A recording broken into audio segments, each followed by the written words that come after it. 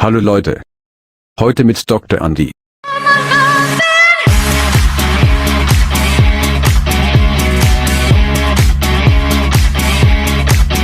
Okay, good morning, ladies and gentlemen. Morning, sir. Thank you so much for joining my class this morning, and I hope you are feeling great. As usual, we still continue our presentations, and now we are coming to group 3. Okay, and I give the opportunity and the time for group 3 to deliver the presentation. Okay, please silakan Bu Putri untuk menyampaikan ya. Baik, selamat pagi Bapak Ibu, selamat pagi Bapak Dr. Padriyadi. Dalam kesempatan ini kami dari kelompok 3 presentasinya akan dimulai dari saya, yaitu tentang konsep DMO, dan kami coba mengambil di kota Belitung, khususnya di Tanjung Kelayang. Baik, langsung saja saya akan coba memulai mempresentasikan bahan kami, yaitu mengenai tata kelola destinasi pariwisata dalam kebijakan pembangunan kepariwisataan nasional, atau yang kita sebut dengan DMO, Destination Management Organization. Adapun tujuan pembangunan kepariwisataan nasional ini yaitu mengembangkan kelembagaan kepariwisataan dan tata kelola pariwisata yang mampu mensinergikan pembangunan destinasi pariwisata, pemasaran pariwisata, dan industri pariwisata secara profesional, efektif, dan efisien.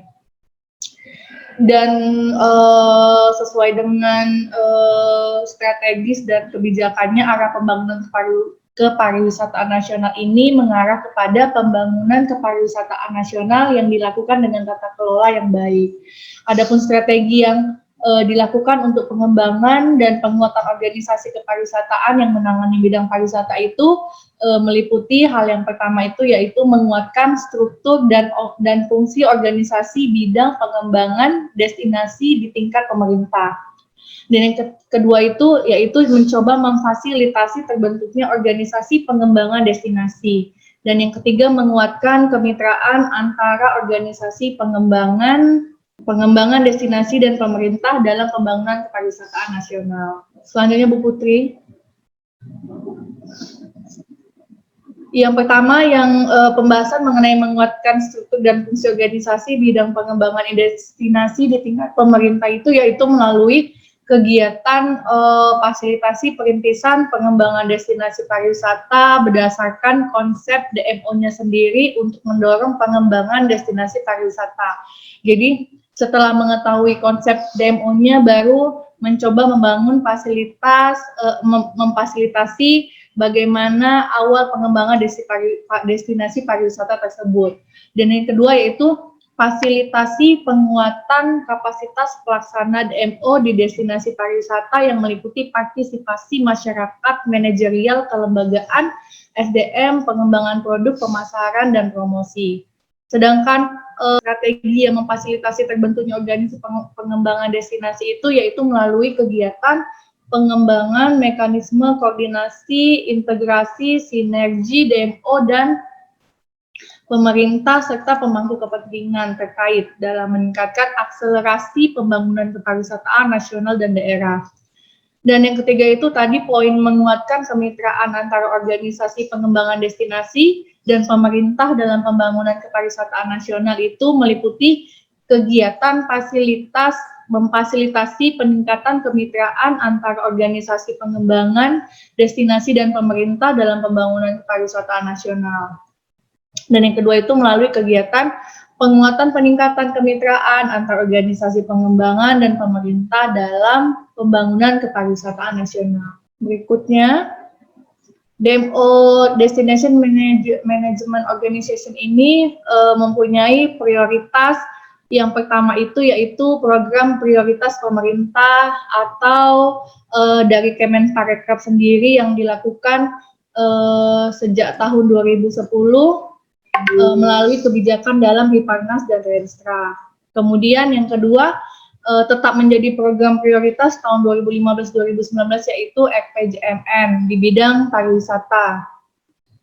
Kemudian menjadi struktur sendiri dalam organisasi Kemenpar, yaitu melalui asisten deputi tata kelola ini yang dilakukan oleh asisten deputi langsung dari Asdep Tata Kelola Destinasi dan Pemberdayaan Masyarakat.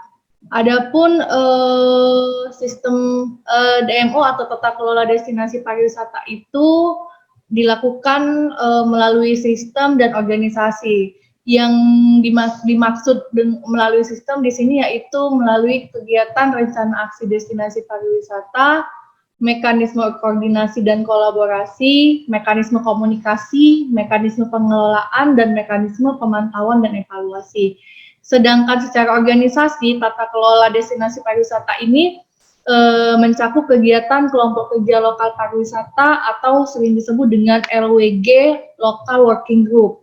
Kemudian yang kedua, melalui forum lintas sektor di tingkat pusat. Yang ketiga, forum lintas sektor di tingkat daerah. Dan yang terakhir, forum tata kelola pariwisata di lokasi yang menjadi destinasi management organization itu sendiri. Berikutnya, Bu Putri. Dari awal pembentukan DMO ini, adapun yang diharapkan dengan adanya DMO ini dapat dijadikan sebagai penggerak ekonomi lokal. Yang pertama, yang kedua itu dia diharapkan dapat berfungsi sebagai pemasar destinasi pariwisata.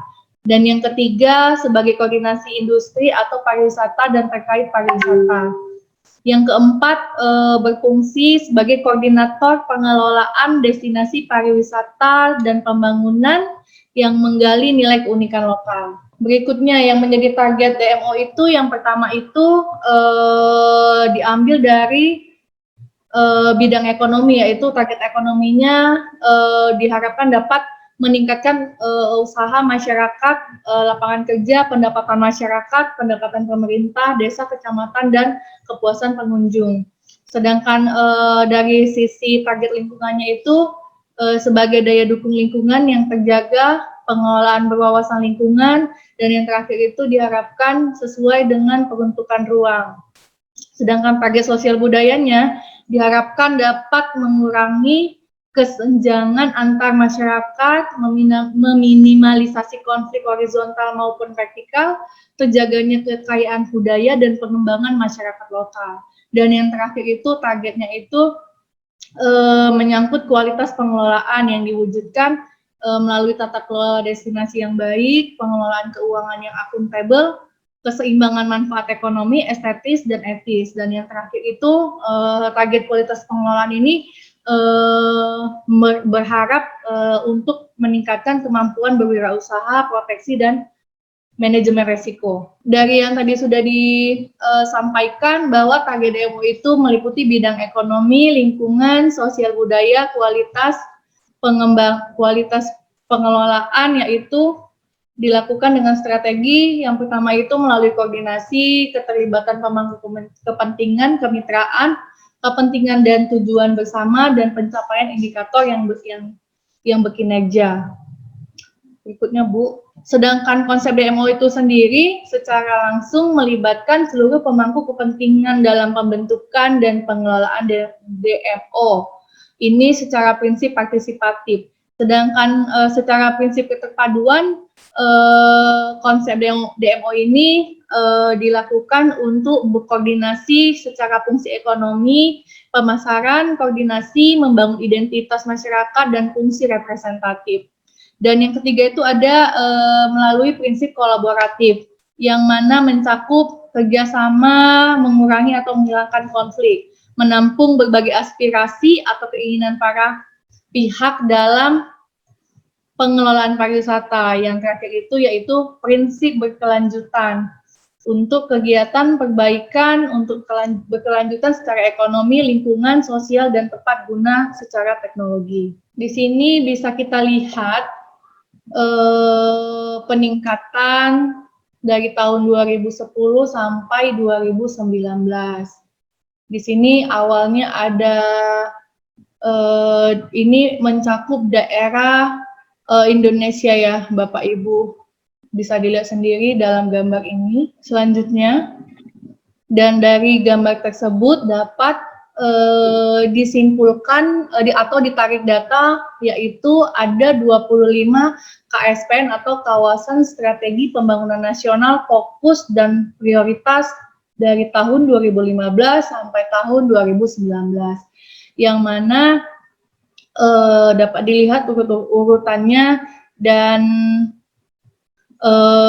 yang akan kami bahas, yang sedang kami bahas ini dalam urutan ke-13, yaitu Tanjung Kelayang yang berada di Belitung, Bangka Belitung. Baik, di sini juga ada sedikit kami jelaskan mengapa demo itu penting, yaitu dapat dilihat dari aspek multisektor atau multi-aktor. Nah, di sini dapat dilihat sistem kepariwisataan itu diawali dari alur jasa industri, industri pendukung, wisatawan yang memilih, yang menggunakan fasilitas umum, kemudian Wisman itu dibagi menjadi dipetakan sesuai dengan tujuannya. Kemudian di sini juga ada restoran, kemudian didukung dengan daya tarik wisata, ada juga kegiatan MICE-nya, kemudian ada souvenir yang salah satunya itu adalah usaha inti rakyat atau industri pendukung, kemudian ada hiburan, dan pastinya didukung dengan akomodasi hotel atau jasa industri atau industri pendukung. Dan tidak lepas juga dari hasil-hasil pertanian, peternakan, perikanan yang mendukung operasional hotel dalam menyelenggarakan jasa untuk para wisatawan. Selanjutnya akan disampaikan oleh teman kami, Ibu Putri. Silahkan untuk kesempatannya. Terima kasih Bapak Ibu. Baik, terima kasih Ibu Nova, dan selamat pagi Pak Diedi. Di sini saya akan melanjutkan tentang sistem kepariwisataan tidak terbangun. Itu ada 3 di sini. Yang pertama, kinerja pariwisata rendah atau kunjungan sedikit, pertumbuhan industri rendah, pendapatan rendah. Yang kedua, ada manfaat belum optimal atau sedikit atau tidak menyebar. Dan yang ketiga, ada usaha pariwisata tidak tumbuh. Selanjutnya ada membangun sistem. Di sini ada keterpaduan. Yang pertama, komponen. Yang kedua, aktor. Bisa disebut pemerintah, pengusaha, masyarakat, akademis. Dan di sini yang ketiga, sektor.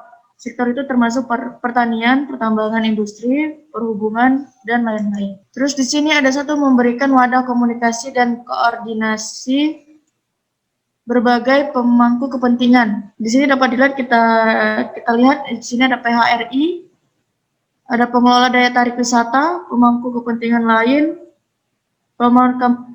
pengembangan kabupaten atau kota, pengembangan provinsi, pemerintah pusat. Terus ada kerajinan, seni, dan budaya. Terus yang kedua ada meningkatkan kualitas hubungan berbagai pemangku kepentingan. Dapat kita lihat gambarnya seperti ini. Terus yang ketiga ada memfasilitasi identifikasi kebutuhan dan cita-cita bersama kepariwisataan seluruh pemangku kepentingan. Dan digambarkan seperti ini grafiknya. Kita ada penataan destinasi, pengembangan produk, pengelolaan lingkungan, peningkatan kapasitas SDM, pengembangan kelembagaan, dan promosi. Yang keempat ada mensinergikan kepentingan dan peran dari berbagai elemen pelaku yang ada di destinasi pariwisata. Yang pertama itu ada aktor, termasuk masyarakat pengrajin, pemerintah, dan usaha. Kepentingannya itu kalau masyarakat ada kualitas produk dan penjualan meningkat. Terus perannya itu memproduksi kerajinan khas dan unik. Tujuannya itu untuk meningkatkan pendapatan. Selanjutnya ada pemerintah. Kepentingannya itu pembelanjaan wisatawan meningkat. Terus perannya membina dan melatih pengrajin. Terus ada aktor berikutnya usaha pariwisata. Kepentingannya itu kepuasan wisatawan. Perannya itu menjadikan kerajinan sebagai daya tarik wisata atau cenderamata.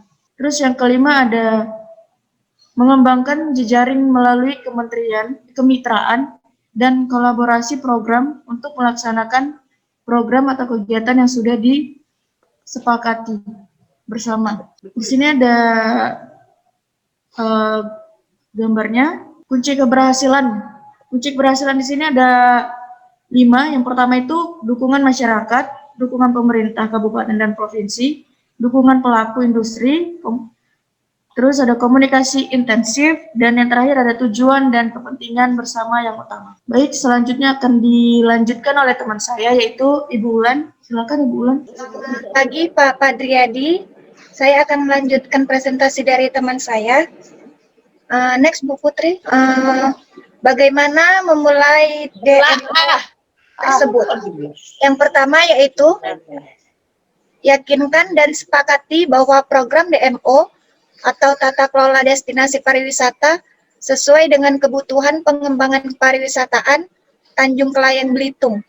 Yang kedua, bangun kesadaran kolektif dalam pengembangan melalui pertemuan-pertemuan dan komunikasi. Petakan pemangku kepentingan di bidang pariwisataan. Yang ketiga, bentuk kelompok kerja lokal yang akan menggerakkan program DMO.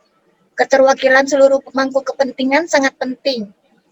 Yang keempat, ada identifikasi cita-cita bersama seluruh pemangku kepentingan dalam pengembangan kepariwisataan. Yang kelima, identifikasi kebutuhan pengembangan masing-masing pemangku kepentingan dalam pengembangan kepariwisataan. Dan yang keenam, ada buat rencana aksi pengelolaan destinasi pariwisata berbasis cita-cita dan kebutuhan seluruh pihak secara partisipatif. Nah, di sini kami dari kelompok 3 mengambil DMO dari Tanjung Kelayang dan sekitarnya yang berada di Belitung. Yang mencakup arah DMO Tanjung Kelayang ini yaitu cita-cita atau harapan masyarakat dan pelaku usaha. Yang kedua adalah kawasan ekonomi khusus Tanjung Kelayang. Dan yang ketiga ada kawasan strategis pariwisata nasional Tanjung Kelayang. Dan yang keempat ada destinasi unggulan Provinsi Pulau Belitung. Dan yang kelima ada kawasan strategis pariwisata kota Tanjung Kelayang. Lanjut Bu Putri. Fokus DMO Tanjung Kelayang pada tahap awal di tahun 2015 sampai 2017, pemerintah masih mengatur lingkup KSPN tersebut. Lokasi di KSPN dan lokasi program pemerintah atau Pemda apakah sudah masuk atau belum. Lalu di tahap kedua, itu di tahun 2017 sampai 2018, fokus DMO Tanjung Kelayang ada di Kabupaten Belitung. Lalu di tahap ketiga, pada tahun 2018 sampai 2019, itu fokus DMO Tanjung Kelayang pada Kabupaten Belitung dan Belitung Timur.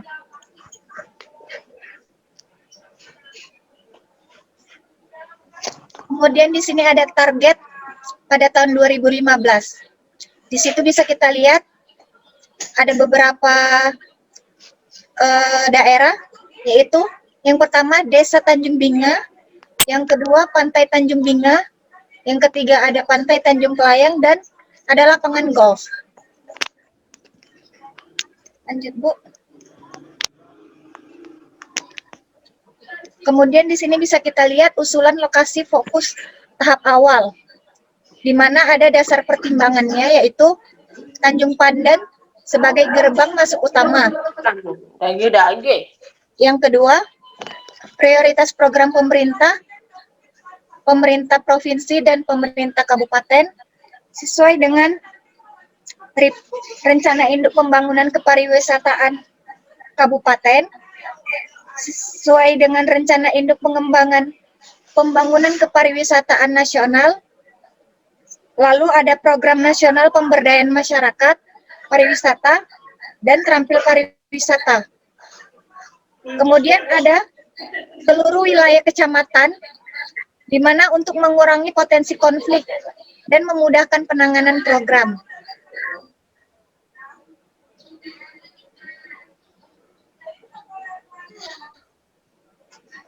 Lalu di sini ada yang pertama, bangun kesadaran kolektif seluruh pemangku kepentingan dengan cara sosialisasi, komunikasi, dan koordinasi. Yang kedua, bentuk kelompok kerja lokal pariwisata atau local working group sebagai penggerak program tata kelola destinasi pariwisata atau DMO. Ada di 2 kecamatan. 1 kelompok kerja lokal pariwisata per local working group. Yang ketiga ada identifikasi cita-cita, potensi, permasalahan, kebutuhan seluruh pihak, khususnya masyarakat dan pelaku usaha terhadap pengembangan pariwisata di lokasi. Lalu yang keempat, yaitu susun rencana aksi terhadap Tanjung Kelayang yang berupa desain, strategi, dan rencana aksi secara partisipatif bersama masyarakat, pelaku usaha, pemerintah daerah, dan menentukan dasar penentuan kegiatan dan arah pengembangan.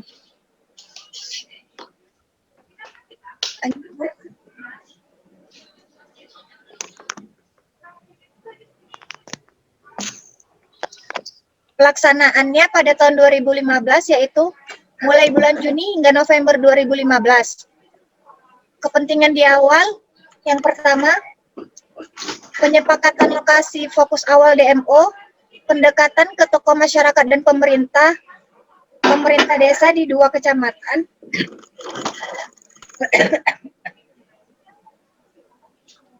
pemetaan pemangku kepentingan dan organisasi masyarakat di 2 kecamatan, rencana kerja tahun 2015, dan pembagian peran, lalu sosialisasi program di masyarakat. Baik, terima kasih Bu Putri. Selanjutnya akan dilanjutkan oleh teman kita, Bapak Wahyu. Pada Bapak Wahyu dipersilakan, Pak. Baik, terima kasih Bu Wulan. Saya akan melanjutkan presentasi ini, di mana destinasi wisata Tanjung Kelayang. Next.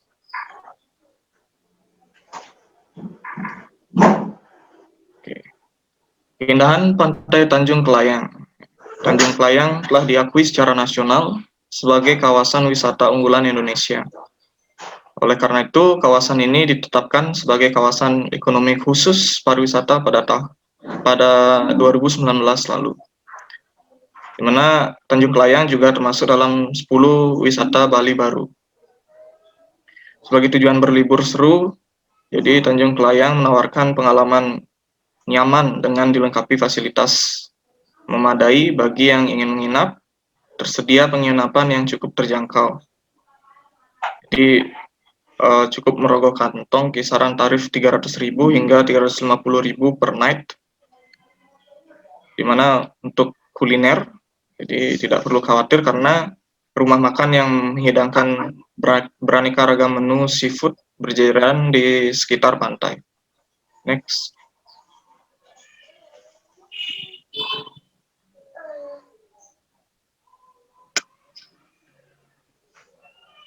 Oke. Di mana di sini ada 4 objek wisata alam di sekitar Tanjung Kelayang, Belitung. Yang pertama adalah Pulau Lengkuas. Menjadi destinasi wisata, Pantai Tanjung Kelayang juga menjadi titik island hopping. Dari Tanjung Kelayang, traveler bisa naik perahu sewaan menuju Pulau Lengkuas dengan waktu sekitar kurang dari 1 jam saja. Dan batu yang terdapat di pulau ini lebih banyak daripada di Tanjung Tinggi. Selain itu ada juga menara yang dibangun pada zaman Belanda, yang dimana kita bisa masuk dan naik ke atas menara setinggi 18 lantai tersebut. Next.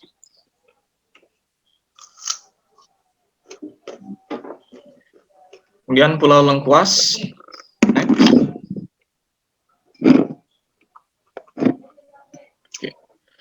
Jadi berikutnya adalah Pulau Babi.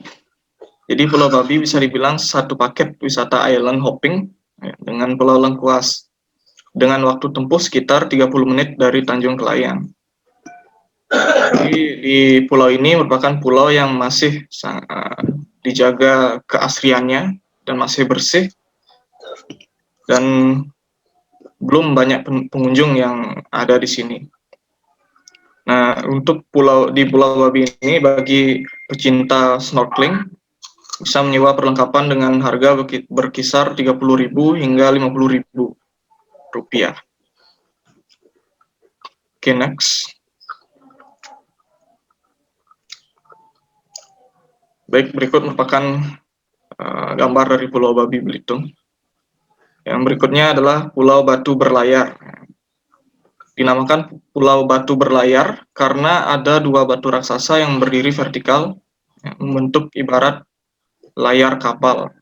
Formasi itulah yang membuat warga setempat menyebutnya sebagai Pulau Batu Berlayar. Karena hanya bisa didatangi sewaktu surut, pasir di pantai ini sangat halus. Jadi pulau ini tergolong bersih karena bebas dari sampah dengan banyak spot foto. Next. Berikut merupakan gambar dari Pulau Batu Berlayar. Next. Baik, untuk berikutnya presentasi akan dilanjutkan oleh Bapak Yusuf Dalimunte. Ya, silakan Bapak Yusuf. Baik, terima kasih Bapak Tutu Ayu. Selamat pagi Pak Padriadi. Selamat pagi teman-teman semua. Baik, untuk yang terakhir saya lanjutkan untuk presentasi kelompok 3 di sini untuk objek wisata di sekitar Tanjung Kelayang itu ada Pantai Tanjung Tinggi, di mana pantai ini sangat indah dengan batu-batu besar yang menjulang tinggi di sekitar pantai. Banyak wisatawan yang berenang atau sekedar menikmati sunset di pinggir pantai. Nah, apabila cuaca cerah, sunset sangat indah di sekitar pantai ini, di mana warnanya oranye dari matahari yang akan tenggelam sangat mengagumkan. Jadi apabila ke Tanjung Kelayang, mungkin ini destinasi lanjutan yang saya kira wajib untuk dikunjungi bagi para wisatawan.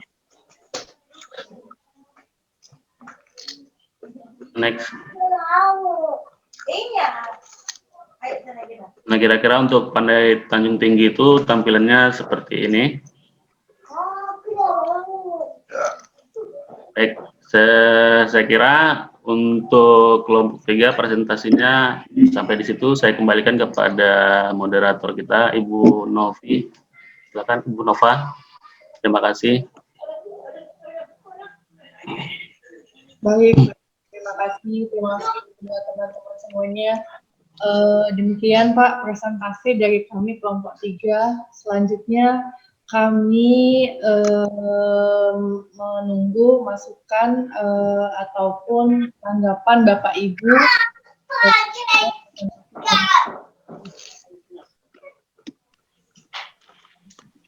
Ya, baik. Terima kasih kelompok 3 atas paparannya yang sudah disampaikan. Ya, cukup baik.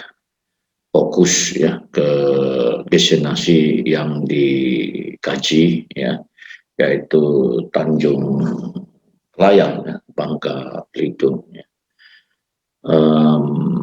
Tapi sebelum saya berikan kepada Floor, ya, kelompok 1, kelompok 2, dan kelompok 4, saya ingin bertanya dulu, ya.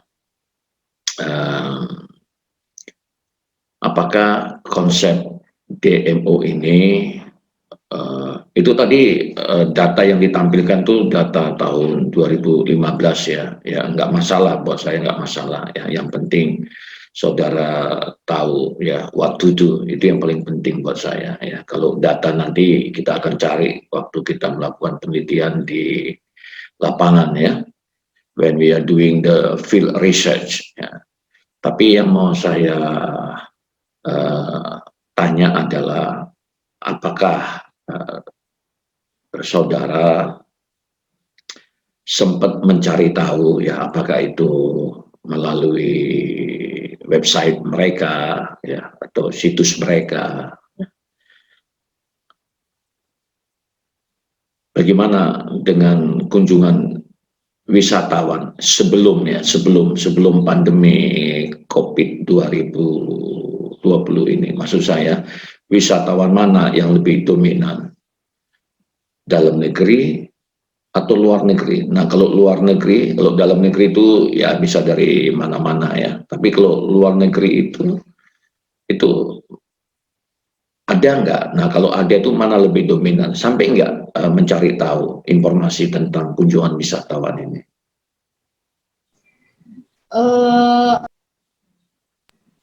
Baik Pak, terima kasih untuk tanggapannya Pak.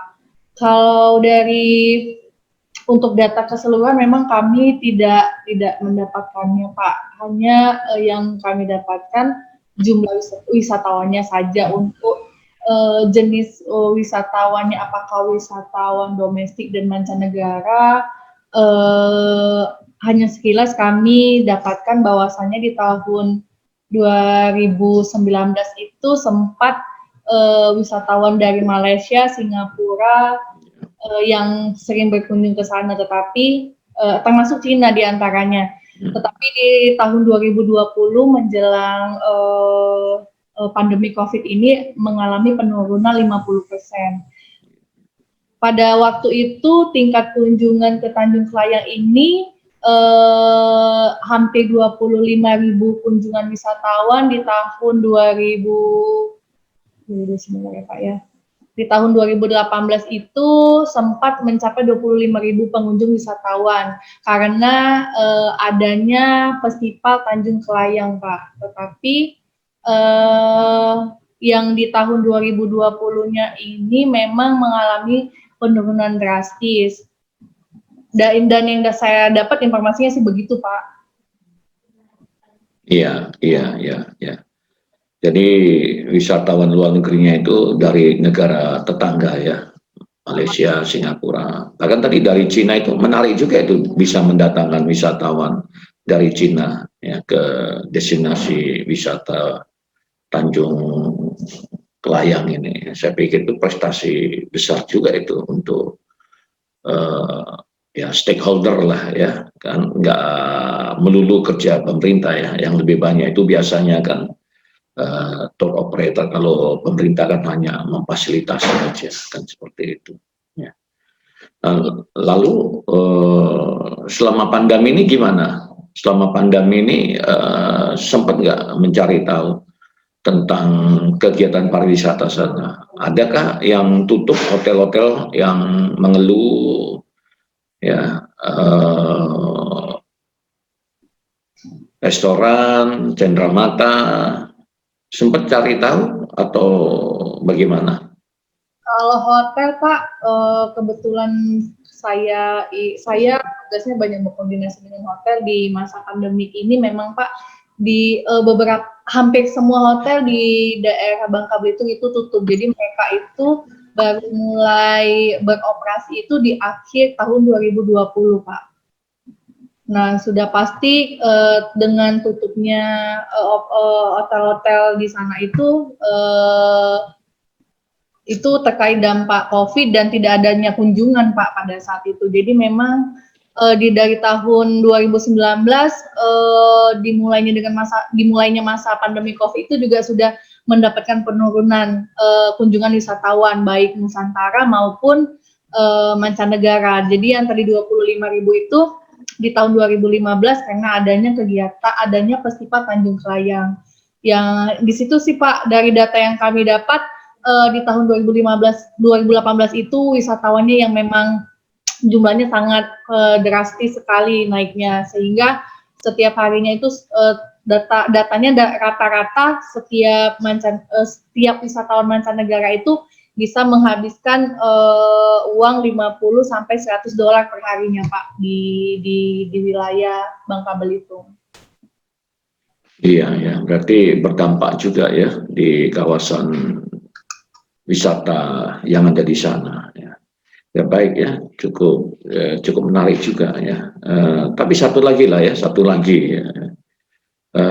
Saya tertarik juga menggelitik keinginan tawan saya ya. Dan kenapa pilih Tanjung Kelayang Bangka Belitung ini, Bu Nova? Alasannya sih Pak, karena data-datanya udah didapat Pak di Google Pak. Jadi kami menyatu-nyatukan informasi yang kami rangkum, kemudian kami kait-kaitkan dengan materi tentang demo ini Pak. Oh ya, ya, ya, ya, ya. Karena kan sifat kajiannya kan apa ya, studi pustaka ya. Dan memang Pak, secara bertahap saat ini kondisi pariwisatanya sedang bangkit, walaupun memang belum maksimal begitu Pak. Jadi dari konsep DMO ini apa yang sudah ditetapkan, diarahkan oleh Kemenparekraf sendiri memang masih banyak yang belum terlaksana Pak, dikarenakan kondisi pandemi COVID. Begitu Pak. Mungkin teman-teman ada yang mau menambahkan dari kelompok 3, silakan Bapak Ibu. Ya, dan nanti saya berharap partisipasi dari yang lainnya ya, dari kelompok 3 ya. Tadi saya sudah mengajukan pertanyaan pembuka, warming up questions ya, dan ini akan didalami oleh kelompok lainnya. Saya lihat Pak Jul Tambah ini udah siap-siap untuk bertanya ini. Silakan Pak Jul Tambah dari kelompok 2. Tapi boleh juga teman-teman yang lain ya. Makin aktif tuh makin bagus ya. Karena ini dipantau terus ya, kita rekam, jadi saya tahu siapa-siapa yang aktif ya, pastilah akan dapat bonus dari saya ya. Bonusnya tentu nilai ya. Silakan.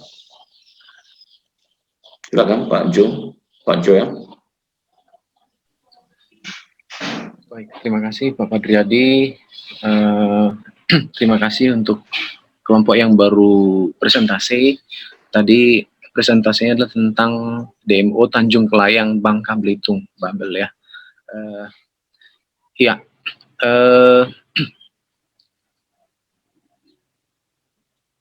boleh saya tahu atau kembali diberitahukan apa indikator utama keberhasilan dengan adanya DMO ini? Apa indikator utama untuk bisa berhasil dilaksanakan DMO di Tanjung Kelayang, Bangka Belitung?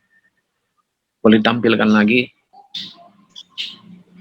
Baik, terima kasih Pak Joel Tambah atas pertanyaannya. Saya perwakilan dari kelompok 3 mungkin bisa sedikit menjelaskan kembali tentang indikator atau kunci keberhasilan. Tadi kita bikin di sini di slide kita kunci keberhasilan atas terlaksananya DMO pada suatu daerah ya Pak ya. Jadi tadi di presentasi kita sudah kita paparkan diantaranya yaitu kunci keberhasilan dari DMO adanya dukungan dari masyarakat sekitar Tanjung Kelayang. Kemudian adanya dukungan dari pemerintah kabupaten dan provinsi sekitar. Kemudian ada dukungan dari pelaku industri yang berada di Tanjung Kelayang atau sekitar Bangka Belitung. Lalu adanya komunikasi intensif antara pemerintah, masyarakat, ataupun pelaku industri. Lalu tujuan dan kepentingan bersama itu sejalan, Pak. Jadi tujuannya itu sama mereka semua dari pemangku-pemangku kepentingan DMO tersebut. Mungkin ada teman-teman yang ingin menambahkan. Terima kasih Pak Joel. Baik, cukup jelas sebenarnya indikator kesuksesan yang dilakukan berdasarkan DMO yang telah dibuat, tetapi mungkin untuk merealisasikan ini tentunya harus ada langkah atau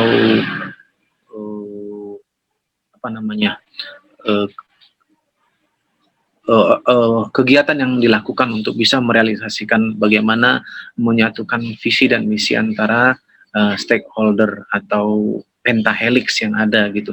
Nah, dalam hal ini bagaimana kelompok ibu atau bagaimana perencanaan DMO yang dilakukan untuk bisa merealisasikan semua indikator keberhasilan ini? Apa saja yang dilakukan ke depannya?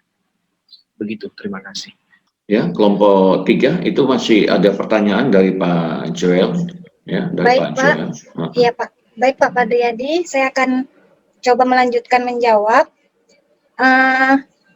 Mungkin secara logika dan sesuai dengan pemaparan kita tadi, di sana ada yang kita lakukan untuk DMO, salah satunya adalah mensinergikan kepentingan dan peran dari berbagai elemen pelaku yang ada di destinasi pariwisata, di mana di situ adanya aktor. Aktor itu antara lain masyarakat pengrajin, pemerintah, dan usaha pariwisata, di mana aktor dari masyarakat pengrajin di sini perannya yaitu salah satunya memproduksi kerajinan khas dan unik. Lalu kalau aktornya pemerintah, itu perannya mereka bisa membina dan melatih pengrajin-pengrajin sekitar untuk bisa memproduksi kerajinannya sehingga terlihat lebih unik lagi ketimbang daerah-daerah yang lain. Lalu di sini ada usaha pariwisata, di mana perannya yaitu mereka menjadikan kerajinan yang sudah dibuat sama masyarakat tadi sebagai daya tarik wisata atau cenderamata yang bisa dibawa pulang oleh wisatawan. Di mana tujuan dari semua aktor-aktor tadi tersebut satu, Pak, tujuannya mereka sama, yaitu untuk meningkatkan pendapatan sekitar, Pak, untuk meningkatkan pendapatan daerah Tanjung Kelayang, kurang lebih seperti itu, Pak Joel. Terima kasih, Pak. Iya, ya cukup, iya. Pak Joel, cukup dulu. Masukan saja, Pak, masukan saja boleh, sebenarnya. boleh, silakan. Artinya kan akan ada usaha apa namanya mikro kecil. Nah, saran saya mungkin boleh ditambahkan yang namanya apa namanya semacam koperasi ya yang bisa membackup atau membantu masyarakat. Mungkin pengurusnya bisa juga dari masyarakat yang bisa mengontrol atau membantu dalam hal peminjaman, simpan pinjam dari usaha masyarakat yang kecil, gitu ya. Jadi perlu juga ada itu untuk membackup dalam hal finansial dan usaha.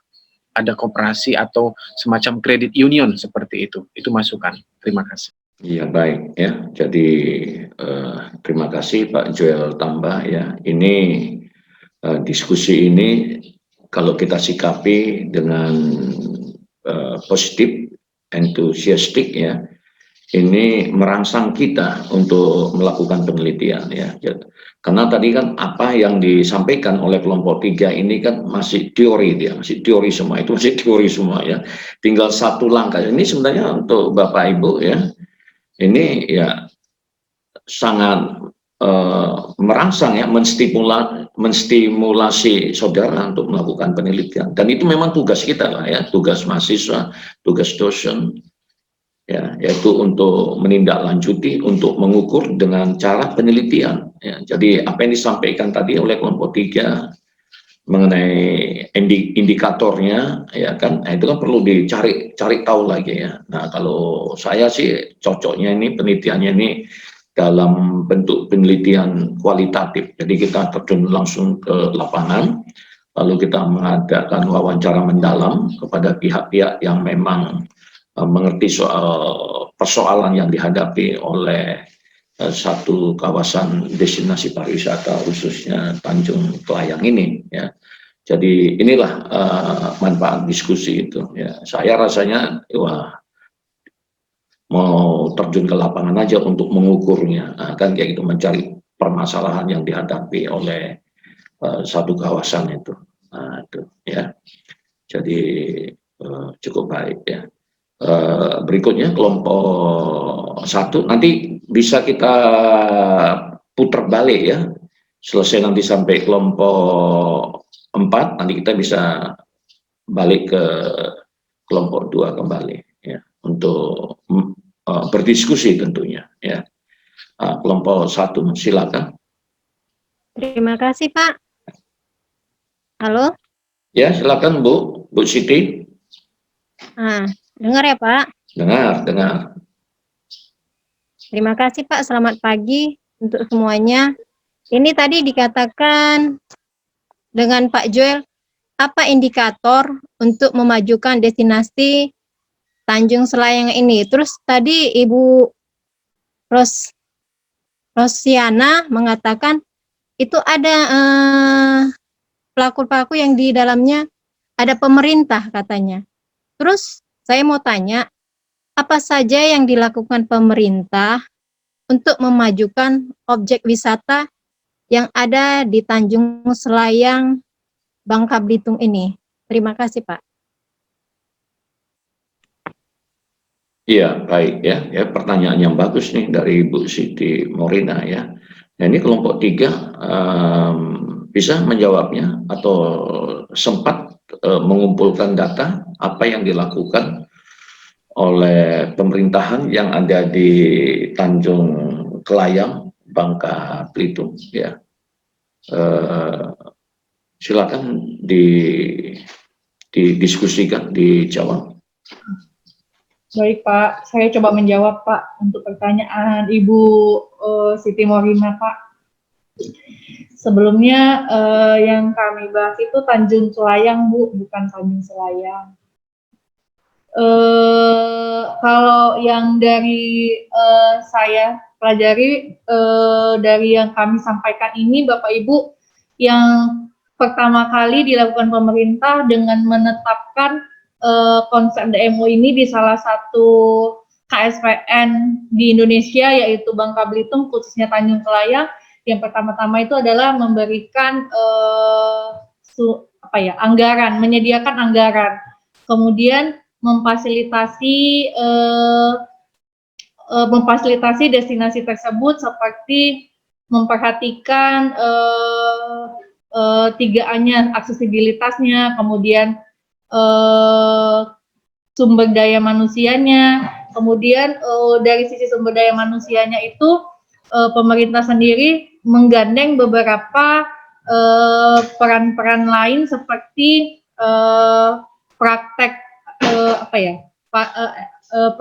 praktik industri untuk memberikan pelatihan kepada masyarakat terkait dengan bidangnya masing-masing. Misalnya untuk bagaimana mengembangkan di desa-desa atau destinasinya, mungkin perlu diberikan pelatihan pendalaman tentang bidang pariwisata. Sedangkan untuk di bidang restorannya mungkin akan merangkul praktisi-praktisi dari industri perhotelan untuk memberikan pelatihan-pelatihan, dan itu pun tidak langsung dilakukan oleh pemerintah, pastinya melalui tangan-tangan yang sudah dianggap sebagai pemangku kepentingan atau aktor-aktor lain yang tadi sudah disebutkan, diantaranya masyarakat, dan ada juga sih yang disebut dengan NGO atau non-government organization, yaitu atau asosiasi-asosiasi yang dirangkul pemerintah untuk memberikan pelatihan atau pendidikan atau edukasi kepada masyarakat. Selain membenahi fasilitas-fasilitas yang ada di Bangka Belitung, khususnya Tanjung Kelayang, yang paling penting adalah membenahi atau menyusun strategi bagaimana para pelaku industri pariwisatanya sendiri atau SDM-nya dapat memenuhi kebutuhan para pengunjung atau wisatawan. Saya rasa seperti itu. Mungkin ada yang mau menambahkan, silahkan Bapak Ibu. Iya, kelompok 3. Ada yang mau menambahkan? Ya. Ibu Siti Morina, bagaimana? Puas dengan jawabannya? Sebentar Pak, Ibu Nova, apakah itu sudah terrealisasi di Bangka Belitung ini? Yang Ibu katakan tadi, apakah sudah terrealisasi atau masih hanya teori-teori saja, Pak? Teori-teori saja, Bu. Terima kasih. kalau masalah terrealisasi atau tercapainya strategi dari pemerintah ini mungkin tadi sekilas sudah disampaikan oleh Bu Rosana, Bu, terkait pertanyaannya Pak Joel yang menanyakan bagaimana apa yang menjadi indikator keberhasilannya, yaitu salah satunya pemahaman masyarakat dan kesadaran masyarakat terhadap bidang pariwisata dan bagaimana mengembangkan lingkungan atau daerah tujuan wisata mereka sendiri. Salah satunya itu, Bu, dengan mereka diberikan pelatihan dan mereka menyadari bahwasannya pelatihan yang diberikan oleh pemerintah melalui tangan-tangan yang khusus berkompetensi berkaitan dengan hal tersebut itu sudah dilakukan begitu. Bagaimana Bu Siti Morina? Oke Pak, terima kasih Ibu Nova atas jawabannya. Ya, oke lah ya. Ya tentu jawabannya sifatnya normatif. Makanya tadi kan di awal saya katakan ya, diskusi kita ini merangsang kita untuk terjun ke lapangan melalui penelitian lapangan, kan seperti itu ya. Kalau mau tahu secara detail ya memang harus dilakukan penelitian ya, dengan cara kita langsung ke lapangan. Ya memang kalau ujian meja hijau pasti saya kejar itu kan gitu. Tapi ini karena sifatnya studi pustaka, ya yang penting saudara paham bagaimana cara melakukan penelitian kan kayak gitu ya, mengejar apa namanya informasi, mengajukan pertanyaan-pertanyaan ya, untuk mencari informasi yang dibutuhkan, itu yang paling penting ya. Tapi that's quite good I think ya, cukup bagus. Nah ini sekarang kita masuk ke kelompok 4. Kalau saya nggak silap, Ibu Lorisma Siringorino, kelompok 4 ya Bu ya. Pagi Pak. Ya pagi Ibu Lorisma, Ibu masuk kelompok 4 ya, Bu ya. Ya, silakan Bu, pertanyaannya diajukan ke kelompok 3. Oke, baik. Terima kasih Pak atas kesempatannya.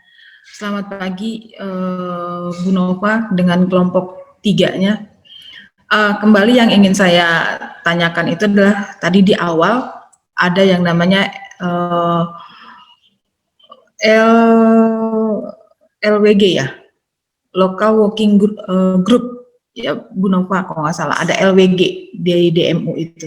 Nah, apa fungsinya LWG itu Bu di dalam kegiatan DMO?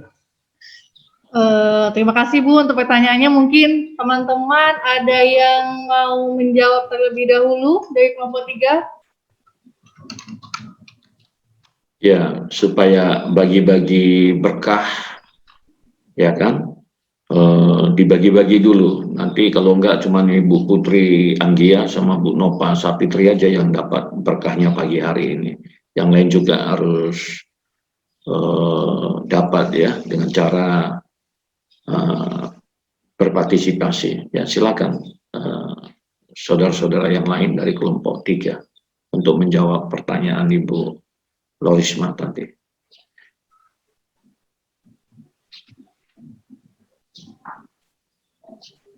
Baik, saya coba menjawab ya Bu. Sebenarnya saya menjawab pertanyaan Bu Lorisma ini takut-takut salah gitu ya Bu.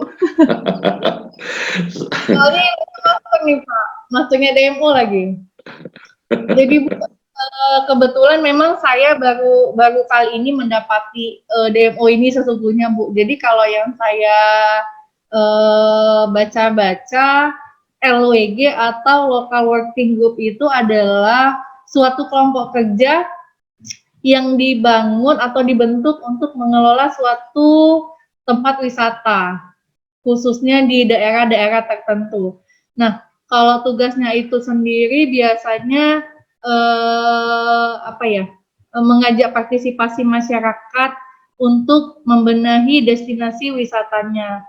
Tetapi kalau dari kata-katanya mengajak secara persuasif, biasanya mengajak sekaligus memberikan edukasi-edukasi dan pelatihan kepada masyarakat untuk membangun daerahnya sendiri begitu Bu.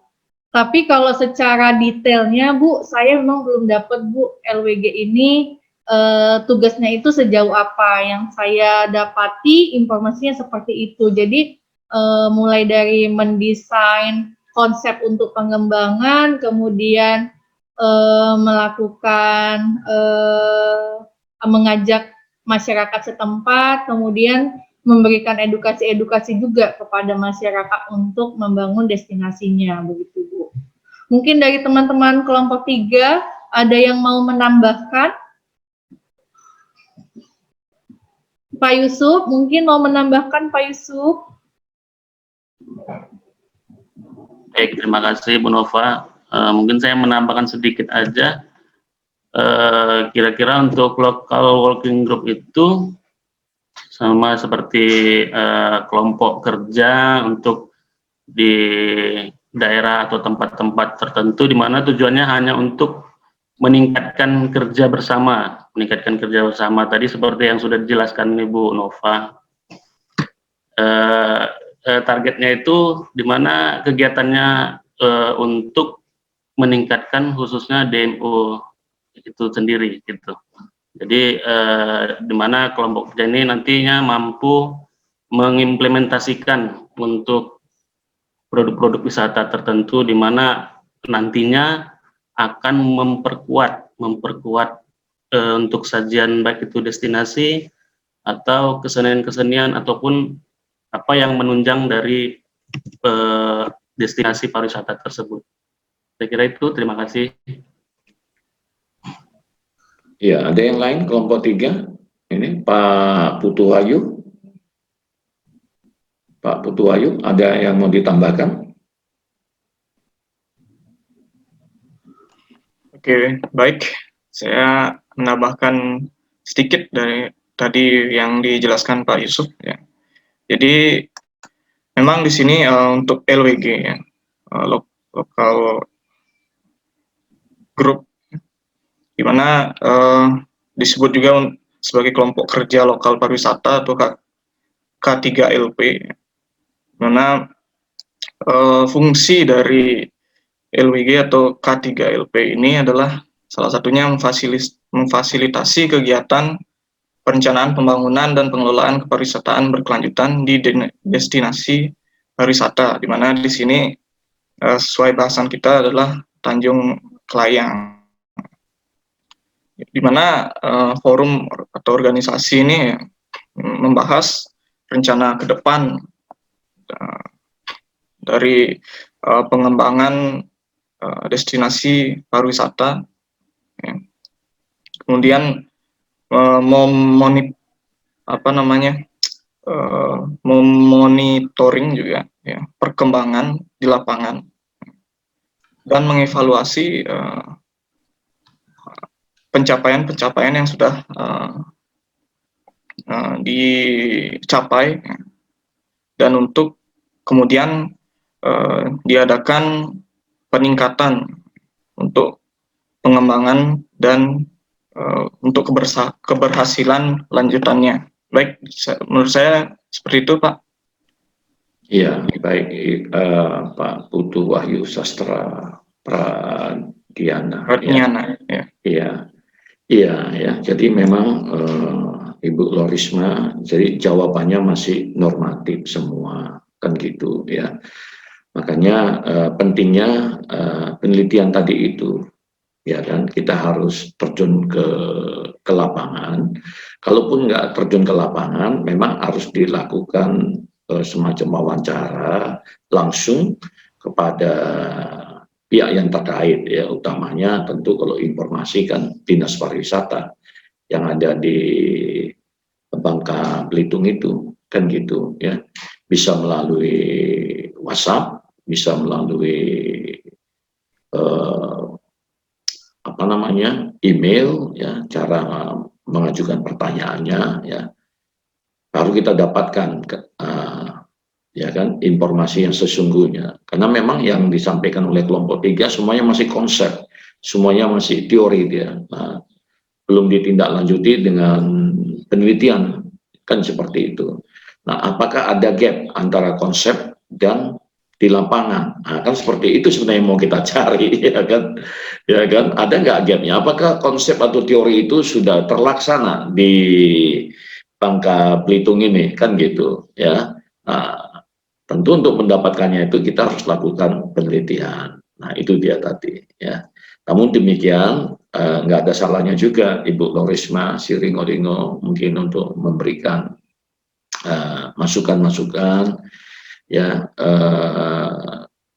merujuk pada pengalaman Ibu ya di satu destinasi wisata atau kawasan wisata ketika melakukan konsep atau teori DMO ini. Bisa berbagi Ibu Lorisma? Ya, makasih Pak. Jadi pengalaman saya di destinasi Toba waktu itu, jadi LWG inilah yang menjadi penggerak semua kegiatan-kegiatan untuk mengembangkan destinasi Toba. Nah, misalnya dia boleh dia merencanakan sarana wisata yang langsung dibutuhkan oleh wisatawan dan sarana wisata yang menjadi pendukung, gitu ya. Misalnya seperti di Samosir. Samosir itu permasalahannya adalah kalau di malam hari itu gelap. Jadi daerah Tuk-Tuk itu kalau malam hari gelap. Jadi kata mereka akan lebih baik kalau misalnya ada lampu jalan. Nah itu. Nah, si LWG ini boleh dia mengusulkan untuk penambahan titik-titik untuk penempatan lampu jalan.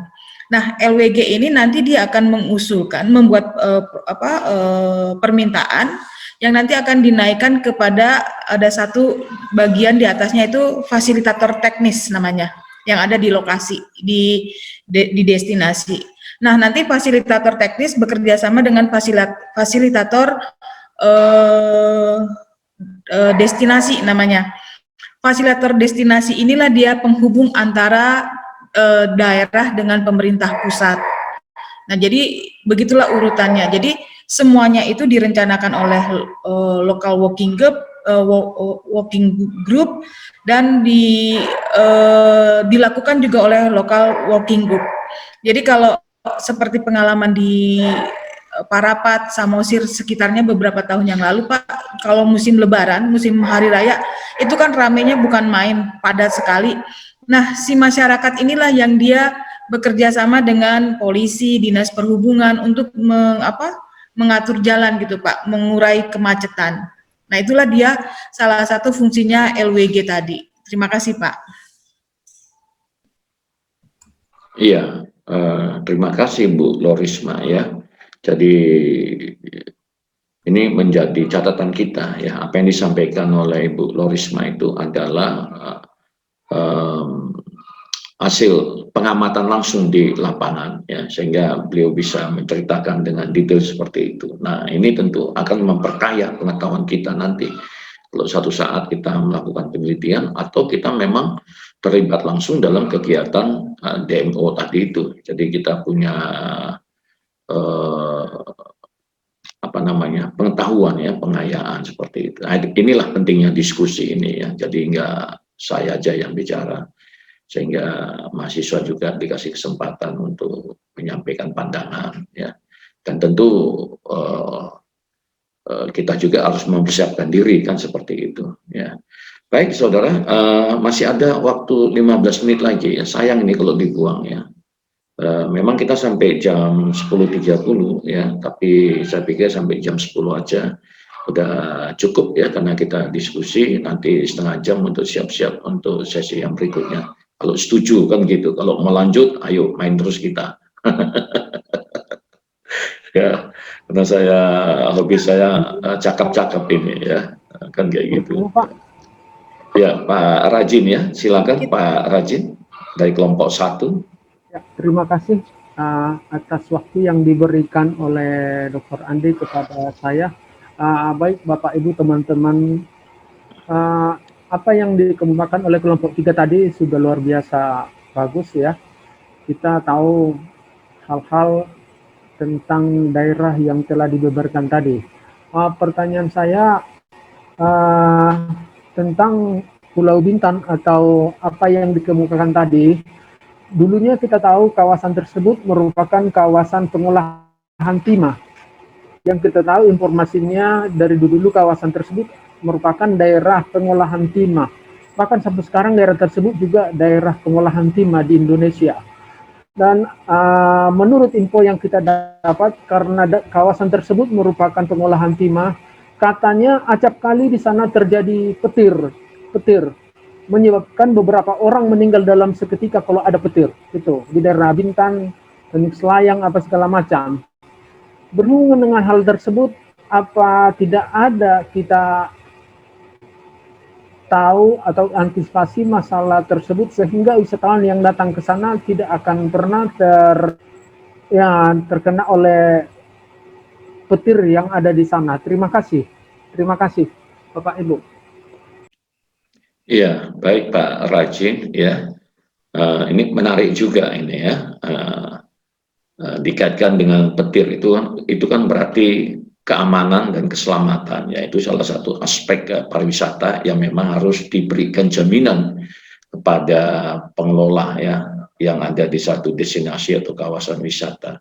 Mungkin pertanyaannya seperti ini, maaf nih Pak Rajin ya, ada nggak wisatawan yang kena petir, disambar petir ya? Kalau ada berapa orang, kan kayak gitu.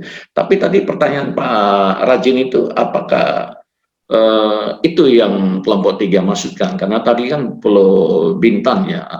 Nah sementara tadi yang dipaparkan kan Bangka Belitung. Silakan kelompok 3. Baik, Pak. Saya coba bantu untuk menjawab pertanyaan dari Pak Rajin. Kalau untuk berita wisatawan yang terkena atau tersambar petir itu saya belum pernah dengar ya. Mungkin dari yang lain mungkin ada yang mendengar, tapi untuk saya belum ada yang mendengar tentang wisatawan yang tersambar petir saat berkunjung di Tanjung Kelayangnya Bangka Belitung. Mungkin itu yang bisa saya sampaikan. Iya, Bu Putri ya. Bu Putri pun sampai pusing juga nih jawab pertanyaan Pak Haji. Karena kita nggak sampai ke sana ya, kesambar petir apa enggak. Tapi itu pertanyaan yang wajar, ya kan. Sama itu ketika kita, ya ini kan kalau berbicara tentang pariwisata itu kan sangat luas ya. Jadi paket wisatanya kan bukan hanya seperti apa yang disampaikan tadi kan, termasuk juga mungkin di sana ada paket wisata petualangan, nah ya seperti arung jeram, white water rafting, ya pasti akan dipertanyakan berapa orang yang meninggal dalam mengikuti paket wisata ini, nah, kan kayak gitu. Saya pikir wajar pertanyaannya Pak Rajin tadi itu. Ya. Rekan-rekan dari kelompok 3 lainnya, Bu Putri tadi sudah menyampaikan, mungkin ada yang ingin menambahkan, silakan. Bu Nova udah ketawa-ketawa sendiri, Bu Nova saya. Gimana Bu Nova ya? Beyond the imagination ya, pertanyaannya Pak Rajin ya, tapi bagus ya. Ya, silakan.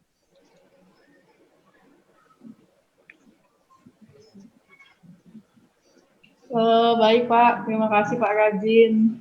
Tapi dari serangkaian presentasi yang kami buat, memang kami sama sekali Pak tidak terpikirkan oleh hal itu Pak, karena kami fokusnya ke bidang pariwisatanya, sehingga kami tidak mendapati perihal-perihal yang berkaitan dengan seperti kejadian alam seperti itu Pak. Kami mungkin belum terlalu jauh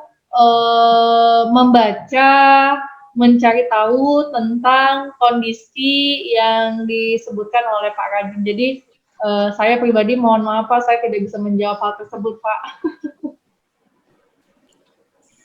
Saya bisa bantu Pak. Oke Bu. Terima kasih Bu. Silakan Bu Lorisma. Ini pengalaman di Bangka Belitung. Karena banyak tambang itu kan Pak, aluminium, dan ada beberapa yang dia sudah tidak dipakai.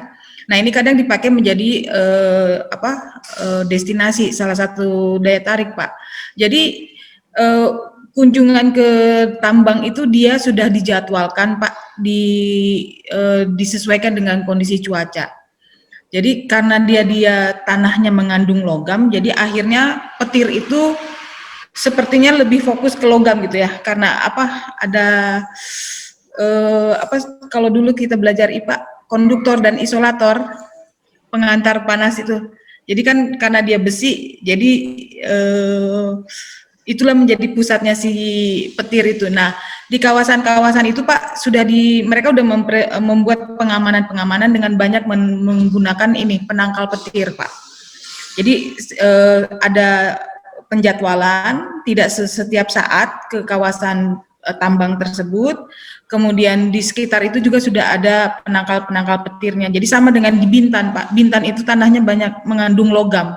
Jadi petir itu sering sekali terjadi di Bintan, di Bangka dan Belitung seperti yang disampaikan oleh Pak Rajin. Nah, terus sekarang pemerintah Bangka Belitung, terutama di Belitung, mereka itu rencananya mau memanfaatkan petir itu sebagai salah satu sumber energi listrik. Nah, itu dia Pak. Terima kasih Pak.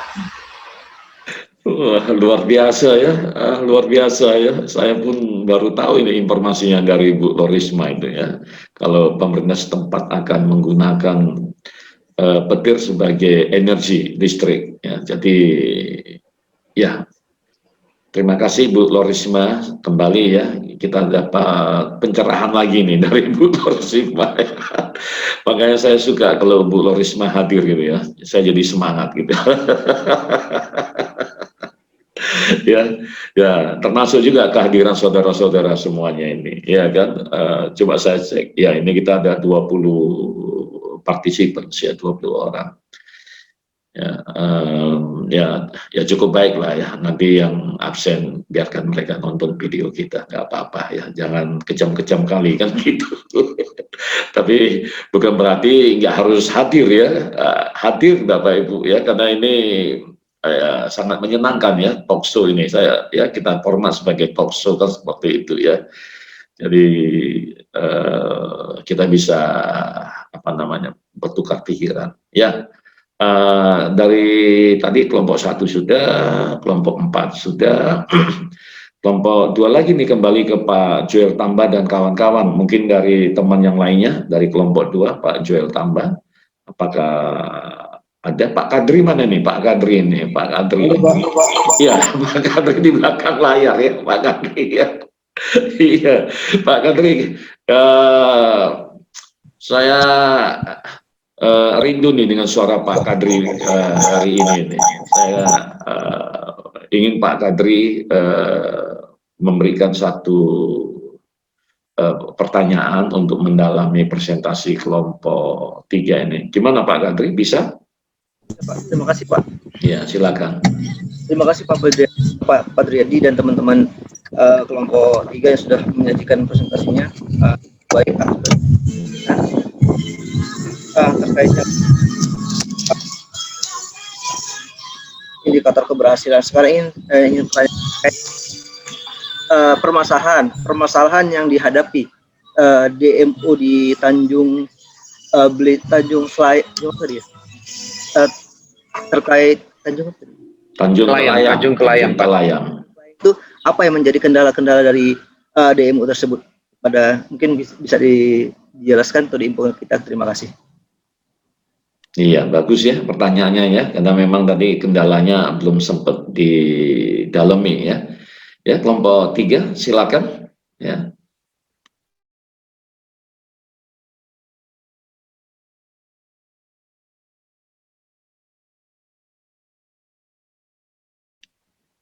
Ya, kelompok 3 ada Ibu Nova, ada Bu Putri, ada Pak Yusuf, ada Pak Wahyu. Ayo yang laki-laki jangan dibiarkan ibu-ibunya bertempur sendiri. Ya kan?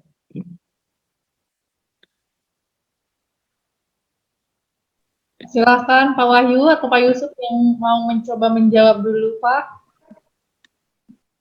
Baik, mungkin akan saya coba menjawab ya untuk pertanyaan Bapak Kadri.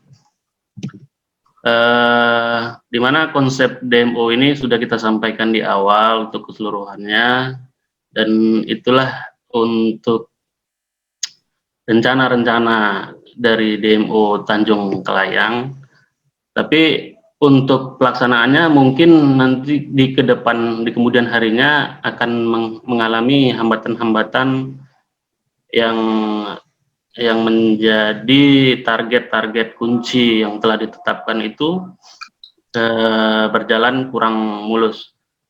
Mungkin untuk beberapa hal yang biasa terjadi di lapangan untuk hambatannya itu di masalah-masalah komunikasi ataupun koordinasi serta kemitraan-kemitraan yang terjadi, di mana hubungan-hubungan peningkatan dari kinerja yang dilakukan untuk menjalankan DMO ini biasanya mengalami gangguan dari sisi koordinasi tersebut, sehingga dalam menjalankan sinergi dari beberapa faktor-faktor yang berhubungan dalam menjalankan program DMO ini menjadikan itu sebagai hambatan dalam melaksanakan yang harusnya sudah ditetapkan dan dibuat kuncian tujuannya. Jadi memang di lapangan biasanya komunikasi dan koordinasi itu ada hal yang menjadi hal yang sangat penting dalam menjalankan suatu tujuan atau visi. Saya kira seperti itu, Pak Kadri. Terima kasih. Mungkin ada teman-teman yang lain menambahkan. Silakan. Iya, Pak Kadri, gimana Pak Kadri? Baik, Pak, mungkin karena belum terjun ke lapangan ya Pak, karena masih kajian masih secara dilihat dari teori. Tapi kira-kira kalau misalnya posisi kita lah sebagai seorang kalau tim Bapak lah yang menjadi bagian dari salah satu DMO tersebut, apa yang menjadi hal yang paling utama yang harus kita kendala apa yang paling utama yang paling utama sekali yang harus kita selesaikan agar DMO itu tetap bisa berjalan dengan lancar. Misalnya kalau misalnya di Toba itu karakteristik orang Bataknya, kalau misalnya di tempat yang Bapak yang Bapak tadi gimana gitu Pak? Itu aja sih. Iya, ya. Kelihatannya Pak Kadri punya masalah dengan jaringan ya, ribut ya suaranya Pak Kadri ya. Tapi saya bisa nangkap ya. Iya Pak Kadri ya, apa yang dipaparkan oleh Pak Yusuf tadi itu yang utamanya tadi itu masalah komunikasi ya. Yang ingin saya tekankan dalam forum diskusi kita ini memang komunikasi itu harus menjadi salah satu perhatian kita di dalam mencapai tujuan ya. Sebab kalau komunikasi nggak lancar maka itu akan menghambat ya seluruh rangkaian konsep atau perencanaan yang sudah disepakati atau ditetapkan bersama seperti itu.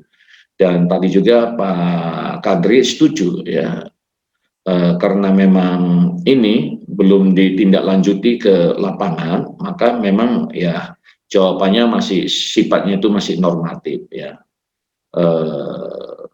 Tapi kalau memang ini berupa penelitian real ya pastilah ada hal-hal yang ditemukan ya, keunikan atau karakteristik hambatan tadi itu ya. Saya pikir demikian aja Pak Kadri ya, nanti pada bingung semua nanti karena belum ada yang terjun langsung ke lapangan ya. Tapi ini cukup bagus buat saya ya, karena ngerti apa yang dilakukan kan itu ya. Kalau kita nggak tahu apa yang kita lakukan, nah ini yang jadi masalah kan gitu ya. Dan saya akan memberikan satu kesempatan untuk menutup pertemuan kita pada pagi hari yang indah ini. Ibu Mian, ya, Ibu Mian, bisa dengar suara saya? Bisa Pak. Ya, silakan Ibu yang. Bisa Pak. Ya, silakan Ibu ajukan satu pertanyaan penutup. Kalau saya boleh sebenarnya kepingin bertanya dan untuk menambah Kebetulan penelitian saya nanti mengenai pentahelix, Pak. Ada satu yang mau saya tanyakan kepada Bu Lorisma sih.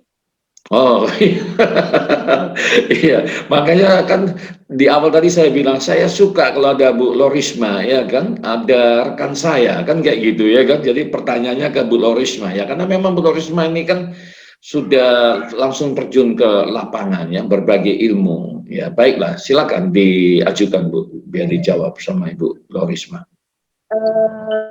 Terima kasih Pak. Selamat siang Bu Lorisma. Tadi mengenai terkait dengan dari kelompok 3 ada tadi yang dipertanyakan oleh Bapak Joel itu mengenai pentahelix. Kebetulan penelitian saya memang mengenai pentahelix, yaitu di situ ada akademisi, ada pemerintah, ada media, ada bisnis dan ada masyarakat. Tadi Ibu Lorisma bertanya tentang LWG ya, Local Working Group.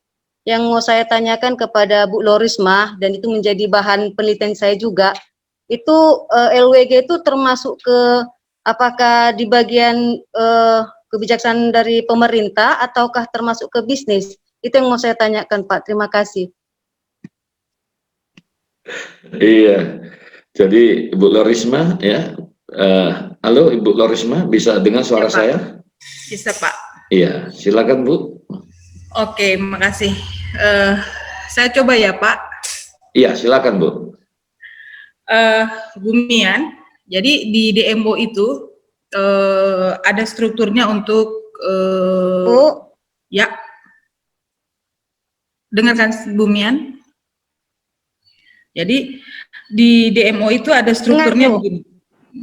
Jadi pemerintah itu dia punya satu tangan namanya fasilitator.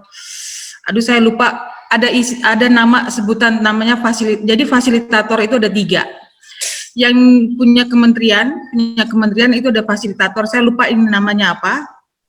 Kemudian perwakilannya pemerintah, perwakilannya menteri di daerah, inilah fasilitator destinasi yang disebut dengan FASDES. Nah itu, kemudian di destinasi, misalnya katakan saya di Toba.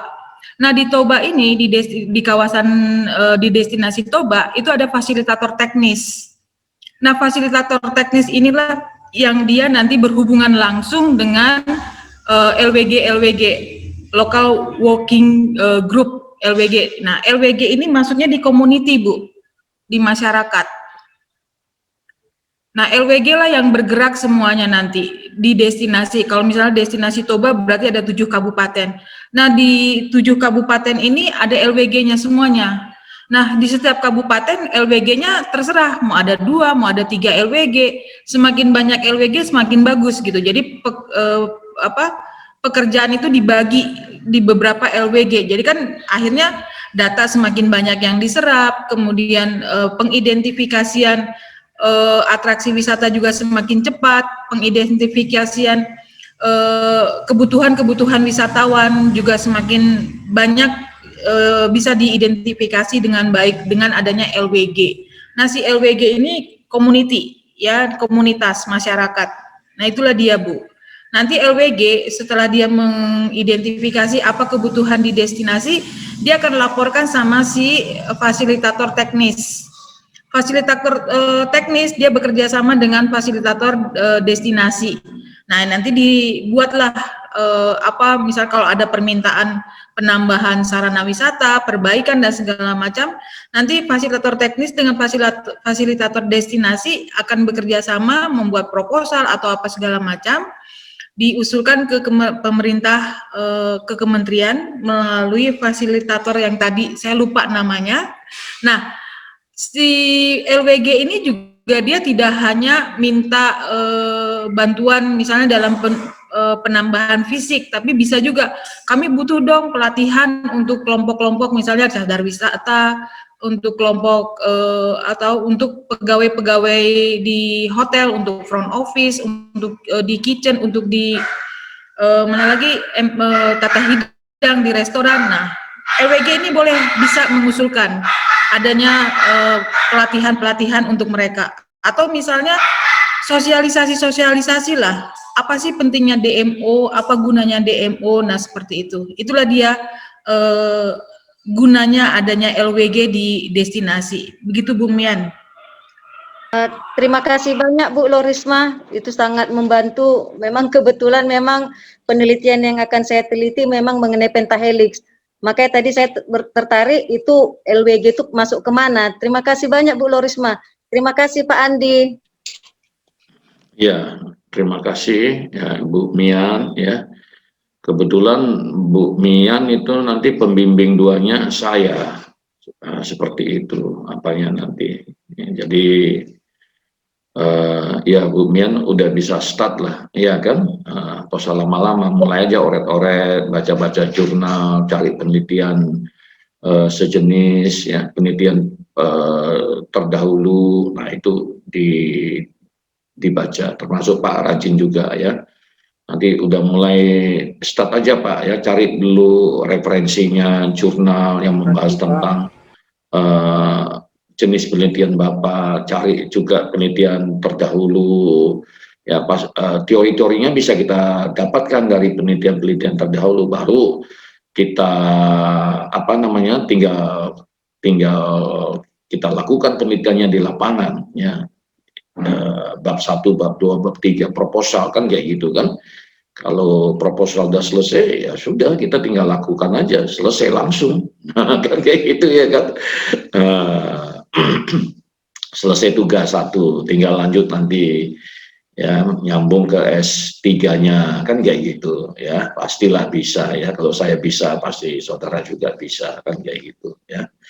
Nah baik Bapak Ibu ya, saya pikir cukup demikian ya, karena nanti mau masuk di sesi berikutnya ya, ada persiapan-persiapan juga. Tapi sebelum kita akhiri, saya ingin menyampaikan yang tahu jadwal ini Ibu siapa? Oh, Pak Kadri. Pak Kadri masih bisa dengar suara saya? Masih ada di belakang layar? Masih Pak. Masih Pak. Besok kita masih ada pertemuan ya Pak Kadri? Ada Pak. Ya, maksud saya minggu depan. 2 kali pertemuan lagi Pak. Oh, 2 kali pertemuan lagi ya. Iya Pak. Ya? 1 kali pertemuan lagi tatap muka, 1 kali yang saya lagi ujian Pak. Oh ya. Oke. Kalau yang ujian oke ya. Santai aja ya Bapak Ibu ya, karena setiap pertemuan itu saya nilai ya. Jadi nanti tinggal waktu ujian tak usah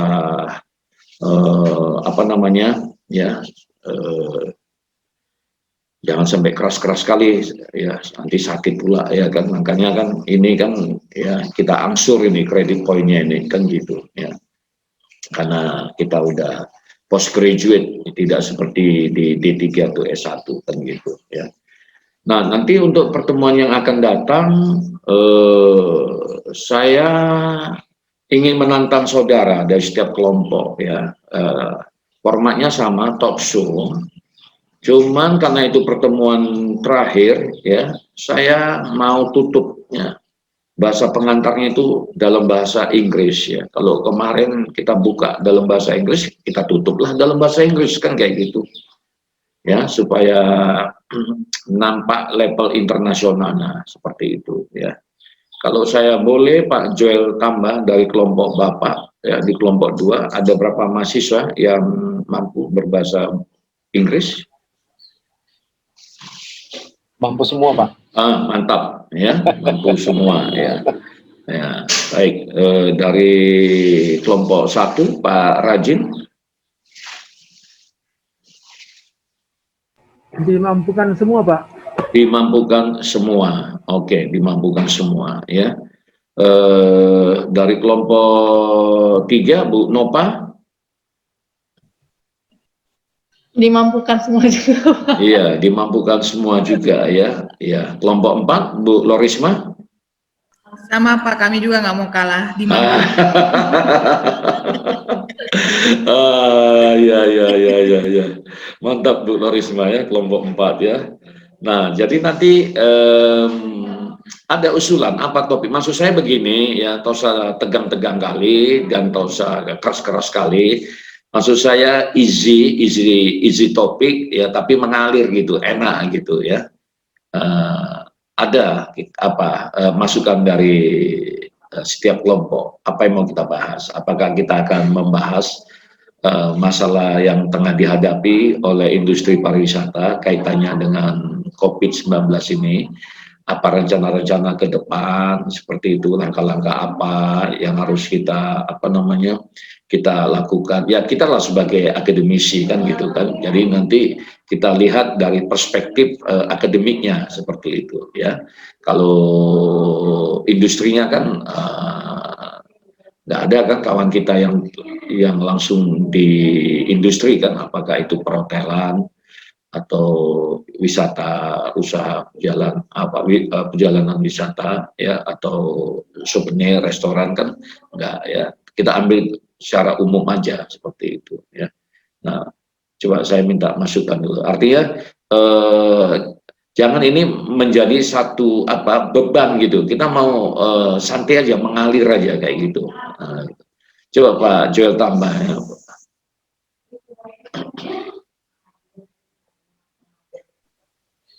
Saya kira justru paling tepat kita membahas kondisi saat ini, Pak.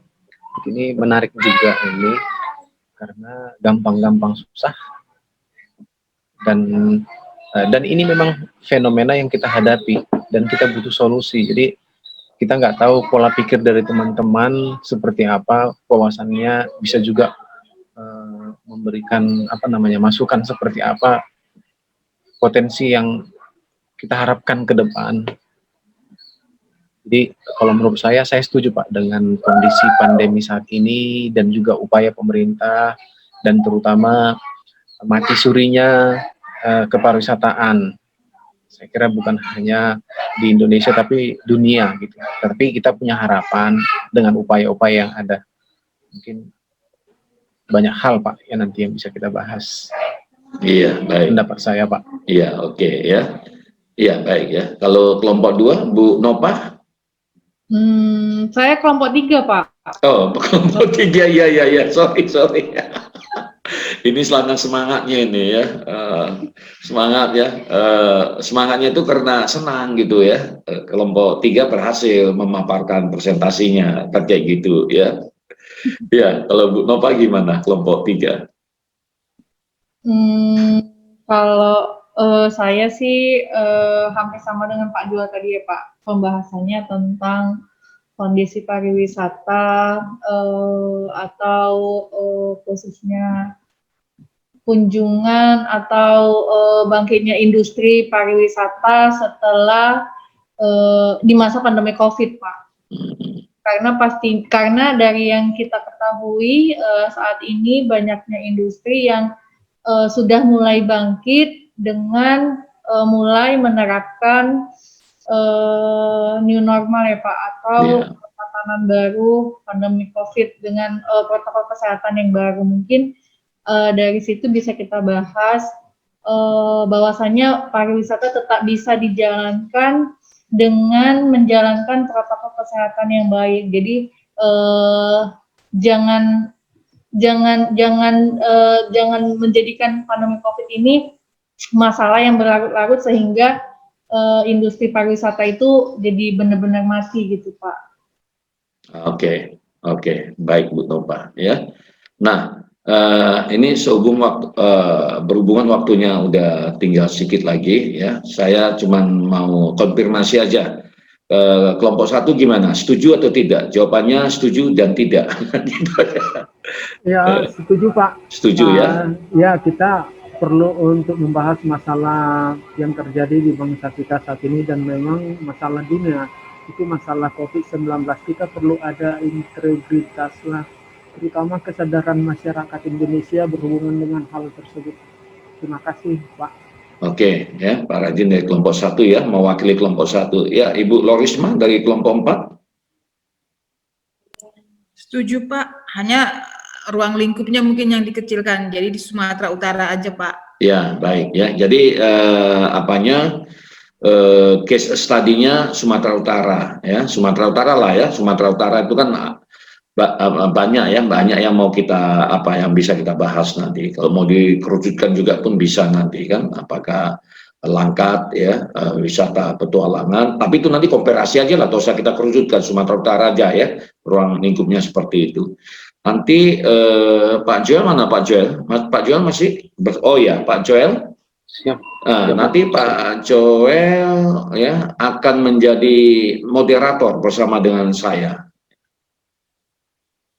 Siap, Pak. Ya, jadi nanti Pak Joel moderator bersama dengan saya, atau nanti Pak Joel aja moderatornya, ya, karena saya mau nilai, ini bagian daripada ujian lah, setengah ujian ini, ya. Biar saya ambil aja nilainya, kan kayak gitu ya. Saya ambil ya, tapi santai aja Bapak Ibu ya, kita spontan aja ya, paling Bapak Ibu kan udah tahu nanti apa-apa yang akan disampaikan ya, baca-baca sedikit kan kayak gitu ya. Jadi supaya nanti waktu ujian tosa berat-berat kali belajarnya kan kayak gitu ya. Jadi Pak Joel ya siap ya untuk jadi moderator ya. Siap Pak. Ya oke. Berarti 2 minggu ke depan ya Pak ya? 2 minggu ke depan ya? Minggu depan. Oh sudah minggu depan, oke. Iya, minggu depan ya. Oke, kita sepakati waktunya. On time 8.30. Ya. Oke, ya. On time ya, on time lah. Kita orang pariwisata kok, ya kan? Nah, kan gitu, 8.30 ya. Jadi supaya nanti ketika kelompok-kelompoknya dapat giliran, semuanya udah hadir lah, usahakan ya. Nah, seperti itu.